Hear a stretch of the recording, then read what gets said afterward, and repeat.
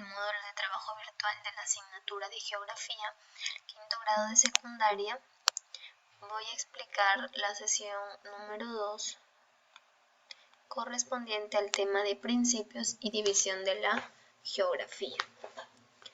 En primer lugar, cuando hablamos de cómo se divide la geografía, es decir, cuáles son las ramas que comprende la ciencia de la geografía, ¿ya? Aquí van a poder observar en su módulo un cuadro que les estoy colocando al inicio, ¿no? Con el esquema de cómo se divide la geografía, ¿no? Cuando hablamos de la geografía, hablamos de que se divide en geografía general y en geografía regional. Dentro de la geografía general, pues encontramos a la geografía física y a la geografía humana. Y bueno, dentro de estas geografías pues encontramos sus ramas, ¿ya? Ahora sí, pasando a explicar, pues cuando hablamos de la geografía general, ¿no? Va a estudiar lo que es la interrelación de las entidades bióticas, abióticas y antrópicas del geosistema, ¿no? La clase anterior dijimos entidades bióticas son los seres que tienen vida como nuestra flora y fauna. En abióticas, seres que no tienen vida, como la hidrosfera, la litosfera y la atmósfera. Y en antrópicas, pues encontramos al hombre y la sociedad. Dentro de la geografía general dijimos que estaba la geografía física y la geografía humana. Iniciando con la geografía física, que tiene, ¿no?, como estudio entidades bióticas y abióticas, es decir, seres que tienen y no tienen vida, ¿ya? ¿Cuáles son las ramas que comprenden?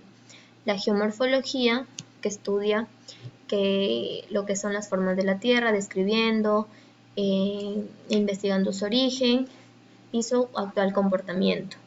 La hidrografía, que tiene que ver con el estudio de lo que son las aguas planetarias. Dentro de la hidrografía podemos encontrar a la oceanografía, que estudia océanos y mares, la limnología, lo que son lagos, lagunas, la potamología, las corrientes superficiales, como son los ríos, la pluviología, el estudio de lluvias, la hidrogeología, lo que son las aguas subterráneas y superficiales, como la capa freática, ¿no?, lo que está debajo de lo que es nuestra superficie terrestre, y la glaciología, que estudia las aguas en estado sólido, como son los glaciares, la nieve y el granizo.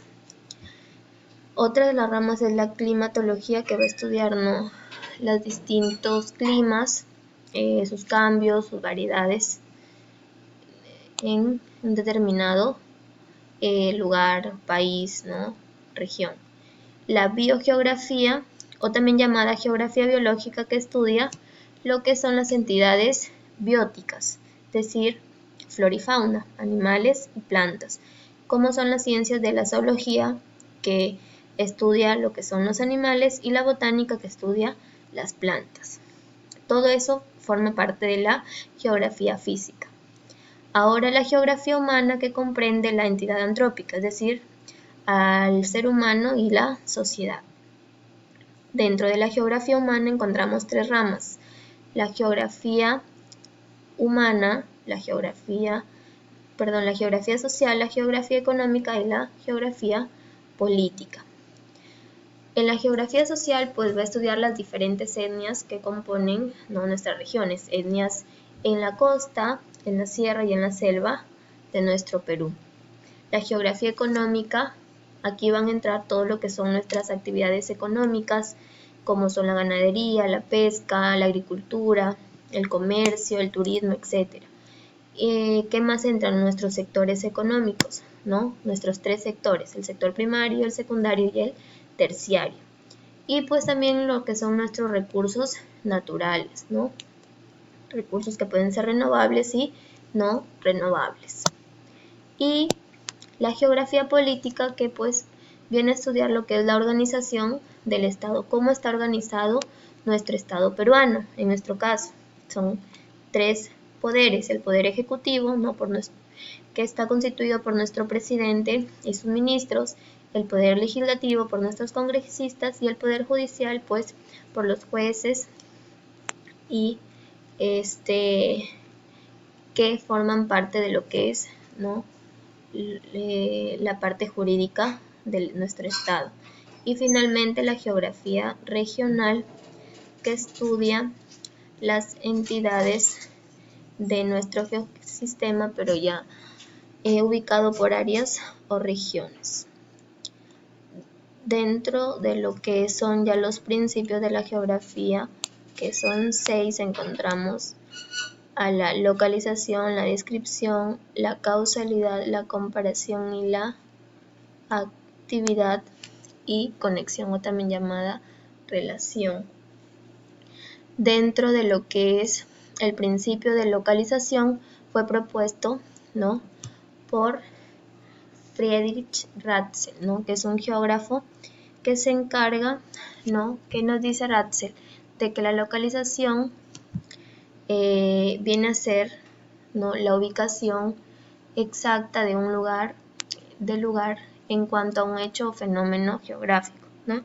Cuando hablamos de hechos y fenómenos geográficos, un hecho no es cuando ha intervenido la mano del hombre, es decir, que el hombre ha necesitado de las cosas de la naturaleza para poder transformarlas. Y cuando hablamos de hecho geográfico, pues es lo que la misma naturaleza nos brinda o lo que sucede por acción de ella.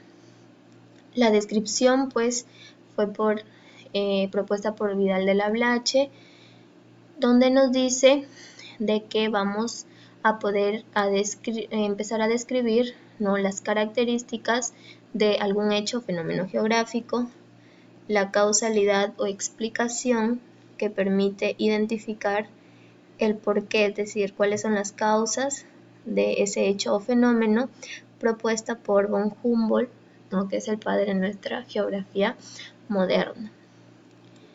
El siguiente principio es la comparación-analogía, propuesta por los dos geógrafos Carlos Ritter y Vidal de la Blache. Este principio consiste en que podemos establecer semejanzas y diferencias de un hecho o fenómeno geográfico. La actividad, propuesta por Jan Brunes, donde señala de que todo hecho o fenómeno se encuentra en constante transformación y que puede tener como agentes al hombre o a la naturaleza. Esos son los dos agentes. En el caso, si es un hecho, pues va a tener como agente al hombre, y en el caso que fuera un fenómeno geográfico, pues va a tener como agente a la naturaleza. Y finalmente la conexión o relación, ¿no?, este último principio propuesto por Jan Brunes, donde nos dice de que todo hecho o fenómeno debe ser estudiado como un todo y no de forma aislada.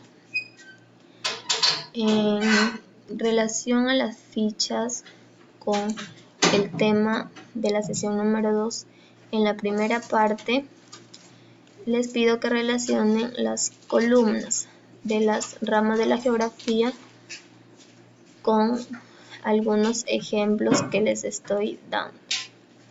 Acá, por ejemplo, pueden observar. Si escojo lo que es la geografía económica. ¿Qué estudiaba la geografía económica? Los sectores económicos, las actividades económicas, recursos naturales.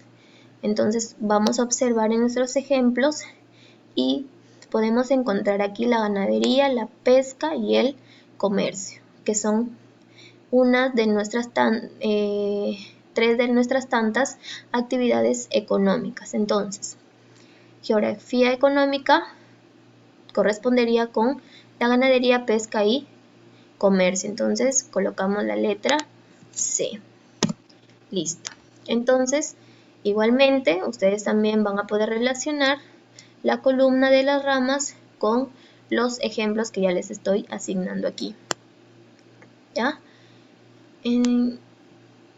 Y ahora, respecto a la segunda parte, que les pido que hagan una lista de 5 hechos geográficos y 5 fenómenos geográficos.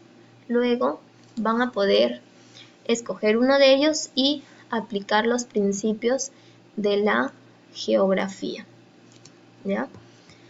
A ver, vamos a ir a unas diapositivas que he hecho, acá está división y principios de la geografía, y el primer cuadro que les estoy colocando en el Word, ¿no? El primer cuadro donde van a hacer su lista de hechos y fenómenos geográficos. Entonces, van a colocar, ¿no? Van a asignar sus ejemplos. Aquí yo, en esta diapositiva, cuando hablamos de hechos geográficos, ¿no? Dije que aquí sí intervenía la mano del hombre, es decir, que el hombre hacía uso de lo que tenía a su alrededor para elaborar o transformar en distintas cosas, como por ejemplo edificios, carreteras, ¿no? Pistas, las ciudades, etc. En fenómenos geográficos, pues son hechos de que la misma naturaleza lo ocasiona. Por ejemplo, los terremotos, los tsunamis, los maremotos, etcétera, los huaicos también, ¿no? Entonces ustedes ahí colocan sus ejemplos, ¿no? Ahí les estoy poniendo 5 ítems, es decir, 5 ejemplos de hechos y 5 ejemplos de fenómenos geográficos. Luego que ustedes ya elaboraron su lista, van a elegir ya sea un hecho o un fenómeno y van a poder aplicar los principios de la geografía. Yo he escogido un fenómeno geográfico, ¿no? Específicamente el terremoto de Pisco, ¿no? En el año 2007, obviamente, si vamos a los principios, el primer principio de localización. ¿Dónde está localizado? Pues obviamente en nuestro país, que es el Perú, ¿verdad? Entonces vamos a colocar obviamente el país que es pues Perú. Ya chicos, entonces acá para que lo hacemos más grande, ya, y ponemos entonces que es el Perú. En lo que es descripción, ya localizamos, ¿no?, este fenómeno. Ahora vamos a describir en qué consistió este terremoto de Pisco. Pues fue un sismo registrado, ¿en qué fecha? El 15 de agosto de 2007 a las 6:40 y tuvo una duración cerca de 3 minutos con 30 segundos. ¿Cuáles son las causas de los terremotos? ¿No? El principio de la causalidad. Pues es cuando hay un choque de lo que son las placas tectónicas, ¿no? Y a la misma vez la liberación de energía de lo que es la parte terrestre de lo que es nuestro planeta. En comparación o analogía vamos a compararlo con otro fenómeno geográfico. Por ejemplo, aquí lo estoy comparando con el terremoto de Japón que se dio en el año 2011. Entonces ustedes también especifican algunas diferencias o semejanzas.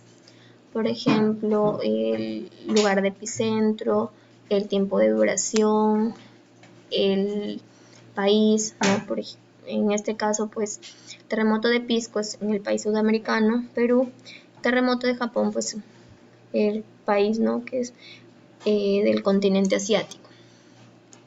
En actividad, dijimos que en actividad iba a relacionarse con los dos agentes, el agente hombre o el agente naturaleza.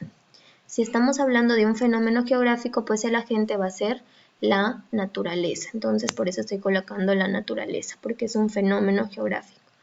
Y la conexión o relación, pues, cuando dijimos de que, pues, según el fenómeno, según el hecho, se estudiaba como un todo. En este caso estamos hablando de los terremotos. ¿Ya, chicos? Entonces, ustedes también van a poder así elaborar su propio ejemplo. ¿Ya? Bueno, eso ha sido todo por hoy. Cuídense mucho y a seguir con las recomendaciones preventivas en esta cuarentena. Nos estamos viendo pronto en aula.